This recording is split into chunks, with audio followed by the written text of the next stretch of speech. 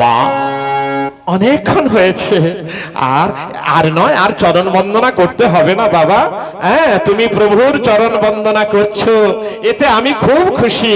হ্যাঁ, আর আমার চরণ বন্দনা আর করতে হবে না, এবার ছেড়ে দাও, আমার চরণ ছাড়ো। আচ্ছা মা, এই আমি তোমার চরণ ছেড়ে দিলাম, তাহলে এবার আমি চলি। মা, কোথায় কি নিয়ে যাবে না আমাকে সেই রামপ্রভু দর্শনে? আমি কেন নিয়ে যাব মা? বিভীষণ দায়িত্ব নিয়েছে, সোনার চতুর্দোলায় করে কি আনন্দে তোমাকে নিয়ে যাওয়া হবে মা। মাগো, কি আনন্দ হবে, কি মজা হবে।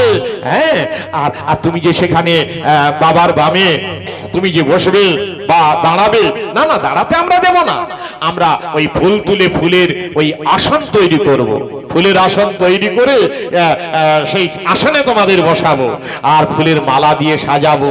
হ্যাঁ, তারপর ফুল নিয়ে, চন্দন নিয়ে তোমাদের আমরা সুন্দর করে পুষ্পাঞ্জলি দেবো মা।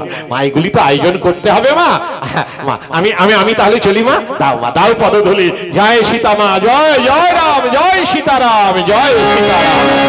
সীতারাম সীতারাম বলে হনুমান মায়ের চরণ ধুলি মাথায় লইল, আর মহাশূন্যে উড়ে উড়ে রামের কাছে গমন করিল। সীতা মা জানতে পেরে গেলেন যে আজকে খুশির দিন, রাবণ বধ হয়েছে, আর বিভীষণ রাজা হয়েছে, সকলে আমাদের নিজজন হয়ে গেছি, আর আমাদের দুঃখ থাকবে না। আমি যাব, আমি যাব, প্রভুর কাছে যাব, কত সুন্দর করে সাজাবো, আমি প্রভুর পাশে গিয়ে বসবো, কত আনন্দ হবে। এইভাবে মা চিন্তা করছেন কখন তিনি রামের সঙ্গে মিলিত হবেন। আর এদিকে বিভীষণ ঘরণী সরমা, সে হলো কতকগুলো ওই বস্ত্র অলংকার পটলি করে সীতামাকে সাজাবে বলে, সীতামাকে সাজাবে বলে বস্ত্র অলংকারের পটলিটি রেখে দিয়ে মাকে প্রণাম করে বলল, মা প্রণাম চরণে। মা তো ফিরে কে? ও সরমা, আয় মা, আয় আয়, বস মা, বস।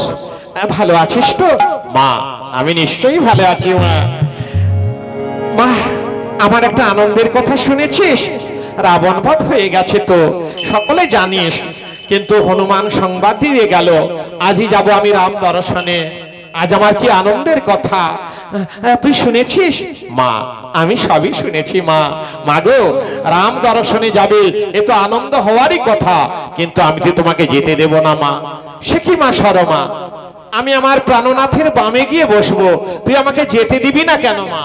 না না না না, যেতে তোমাকে দেব না এটা ঠিক নয়, অবশ্যই যেতে দেব, কিন্তু যেই সাজে তুমি সেজে আছো, এই সাজে আমি তোমাকে যেতে দেব না মা। এই বনবাসিনীর সাজ আর আমার ভালো লাগছে না মা, তুই আমার অনুরোধ একটু রক্ষা কর, তুই আমাকে সাজাবি বল। হ্যাঁ মা, আমি সাজাবো। বলতো সরমা, তুই আমায় কি দিয়ে সাজাবি?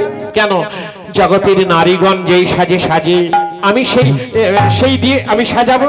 বল না, নারীগণ কি সাজে সাজে? বসনে ভূষণে নানা জাতি আভরণে, এতেই তো রমণীগণ সাজে। না মা সরমা, তোর